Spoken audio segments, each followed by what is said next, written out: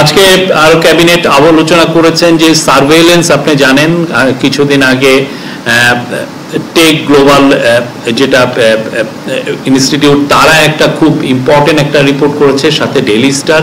তো সার্ভেইলেন্সের ইকুইপমেন্ট আপনি জানেন যে এটা আগামী গত গভর্নমেন্টের সময় কিছু হিসাবে আসছে প্রায় $300 মিলিয়ন, কেউ বলছেন প্রায় $200 মিলিয়ন সার্ভেইলেন্স ইকুইপমেন্ট কেনা হয়েছিল। এবং পুরো জিনিসটা আমরা যেটা রিপোর্টে আমরা পড়ছি, যেটা টেক গ্লোবাল ইনস্টিটিউটের 70 পেজের যে রিপোর্ট সেখানে এবং ডেইলি স্টারের রিপোর্ট, এখানে পুরোপুরি স্পষ্ট যে গত স্বৈরাচার সরকার বাংলাদেশের নাগরিক অধিকার হরণের জন্য এই সার্ভেইলেন্সের যে ইকুইপমেন্টগুলো সেগুলো স্পাইওয়্যার তারা ইউজ করেছেন এই অবৈধ নজরদারি করার জন্য এবং আপনার ফ্রিডম অফ স্পিচটাকে কেড়ে নেওয়ার জন্য। আপনার যে আমরা যে কনস্টিটিউশনে আমাদের যে গোপনীয়তার যেই রাইটটা দেওয়া হয়েছে সেটাকে তারা খর্ব করেছেন।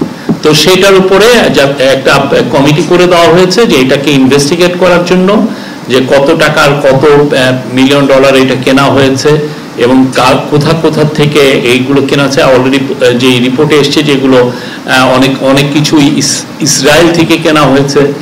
তো এই পুরো বিষয়গুলো তারা খতিয়ে দেখবেন, সেগুলোর উপরে এটার প্রধান থাকবেন হচ্ছেন আমাদের special adviser on post, telecommunication and ICT affairs Faiz Taiyeb Ahmed. উনি special assistant of chief adviser on ICT, post and telecommunication. উনি এটার নেতৃত্ব দিবেন এবং এইটার ফলে যেটা হবে যে কিভাবে করা হয়েছে এবং এটা কিভাবে ইউজ করা হয়েছে। হ্যাঁ, এবং আজকে ক্যাবিনেটে এটাও আলোচনা হয়েছে যে আপনারা আরেকটা রিপোর্ট দেখেছেন যে পুলিশের জন্য কিভাবে মারণাস্ত্র কেনা হয়েছিল, সেটা নিয়েও ইনভেস্টিগেশন হচ্ছে, কিভাবে এই মারণাস্ত্র প্রকিউরমেন্ট করা হয় এবং কিভাবে এটা ইউজ হয় গত স্বৈরাচার গভর্নমেন্টে।